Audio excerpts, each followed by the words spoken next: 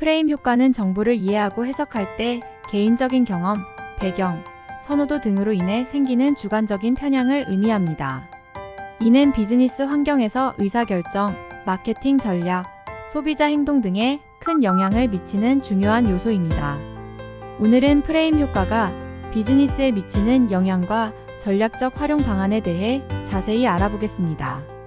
프레임 효과는 사람들이 주어진 정보를 해석할 때 자신의 경험, 지식, 가치관 등으로 인해 특정한 맥락 안에서 정보를 처리하는 경향을 의미합니다.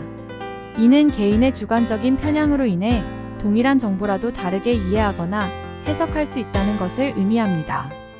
프레임 효과는 선택과 이해에 영향을 미치는 강력한 심리적인 요소로 작용하며 비즈니스 환경에서도 중요한 역할을 합니다. 예를 들어보겠습니다. 한국에서는 관절이 아프면 정형외과에 가서 의사에게 검사를 받고 의사의 처방하에 물리치료, 주사 처방, 그 외 심하면 시술이나 수술을 하는 경우도 있습니다. 반면에 호주에서는 비슷한 경우에 바로 의사를 찾기보다는 바로 물리치료사를 찾습니다. 물론 수술이나 시술이 필요한 심각한 경우라면 의사의 소견이나 치료가 필요한 경우가 있을 수 있지만 보통은 피지오를 먼저 찾습니다. 호주에서는 물리치료사가 개원을 할 수 있도록 시스템이 마련되어 있기 때문입니다. 저는 여기서 이 호주의 시스템이 옳고 한국이 그르다고 이야기하는 것이 아닙니다. 다만 제도나 법이라는 이름으로 대중에게 익숙해진다면 그 자체가 프레임 효과로 작용해서 소비 형태가 달라질 수 있다는 것입니다. 제도나 법에 따라 다른 소비 형태를 보였다면 문화적인 또는 관습적인 이유로 소비가 달라지는 경우도 있습니다. 호주나 미국에서는 많은 환자들이 물리치료를 받으러 간다고 이야기를 합니다. 그런데 유럽에서는 많은 시민들이 테카르를 받으러 간다고 합니다. 처음에는 그 이유를 몰랐는데 테카르라는 것은 우리나라 말로 고주파 치료기를 통한 치료를 말합니다. 물론 대부분의 경우 물리치료사에 의해 쓰임으로 물리치료라고 할 수 있습니다. 하지만 이 테카르 테라피라는 이미지가 워낙 강해서 유럽의 대부분의 국가에서는 허리가 아프면 물리치료라고 하지 않고 테카를 받으러 간다고 합니다. 마찬가지로 관습적으로 특정한 용어를 이용한 프레임 효과가 발생한 것입니다. 우리가 주목할 점은 이 프레임 효과로 어떤 개인이나 단체가 이득을 보냐는 것입니다. 앞에서 나온 테카르 치료에 대한 프레임 효과로는 이 정품 기계를 개발한 윈백 회사가 유럽에서 큰 이익을 올리고 있습니다. 그렇다면 우리는 비즈니스를 하면서 이런 효과를 어떻게 이용해야 할까요? 프레임 효과는 앞에서 언급했듯이 소비자들이 제품이나 서비스를 선택할 때 중요한 영향을 미칩니다. 제품이나 서비스가 특정한 프레임 안에서 소비자에게 제시되면 그것을 선택하는 경향이 높아집니다. 마케팅 전략에서 프레임 효과를 고려하여 소비자들이 원하는 프레임 안에서 제품을 제시함으로써 경쟁 우위를 확보할 수 있습니다. 가장 좋은 예를 들자면 용어를 통한 프레임 효과를 이용한 마케팅 기법입니다. 몇 년 전까지만 해도 맛을 내기 위한 조미료의 대명사는 미원이었습니다.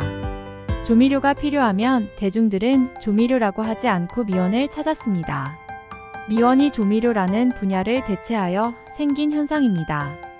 우리는 가깝게는 카카오톡에서 그리고 세계적으로는 아이폰에서도 비슷한 맥락의 상황을 보았습니다. 제품이나 서비스 자체의 그 상품의 이름이 대명사가 된 것입니다. 우리가 비즈니스를 하면서 이런 특정 상품의 대명사가 된다면 그 상품은 빅히트를 칠 확률이 매우 높아지게 됩니다. 첫째로는 마케팅 비용을 줄일 수 있고 이런 비용 절감과 함께 시장을 독점할 수 있기 때문입니다. 물론 서비스의 본질적인 면을 통해 고객을 만족시킨다는 전제하에 이런 프레임 효과를 누릴 수 있는 것입니다. 또 다른 흥미로운 예가 있습니다. 얼마 전에 우리나라의 명품 시장이 국민 1인당 소비액으로 봤을 때 세계 2위라는 조사 결과가 나와 세계적으로 관심을 불러일으켰습니다. 갓난아기부터 노인까지 우리나라 전체 인구를 5천만 명으로 봤을 때 1인당 연간 소비액이 약 미화 300불이 넘는다고 합니다. 우리나라의 명품 시장이 세계적으로 큰 이유는 문화적, 경제적으로 여러 가지 복합적인 요소가 있겠지만 그 중에 가장 큰 이유는 명품에 대한 인식이라고 생각합니다. 우리나라 사람들은 명품에 대한 어떤 환상을 가지고 있는 것으로 보입니다. 명품을 자신의 가치와 동일시해서 본인의 소득이 분수에 맞지 않더라도 20대이던 30대이던 명품 시장에 열광하는 모습을 보입니다. 하지만 이런 인식은 오래된 현상이 아니라고 합니다. 우리나라에서 명품이라고 불리는 카테고리는 영어로는 럭저리 구즈입니다. 한글로 번역하면 사치품입니다. 처음에 이 카테고리로 불리기도 했지만 이 용어를 명품으로 바꾼 것입니다. 마치 도자기 명장이 명품 도자기를 만들고 잘못된 것은 바로 깨뜨리는 것처럼 우리는 사치품에 대한 이런 이미지를 가지고 사치품을 소비하고 있는 것입니다. 이런 사치품에 대한 소비로 누가 이득을 보고 있고 누가 피해를 보고 있는지 사치품에 대한 생각을 다시 해보면 좋겠습니다.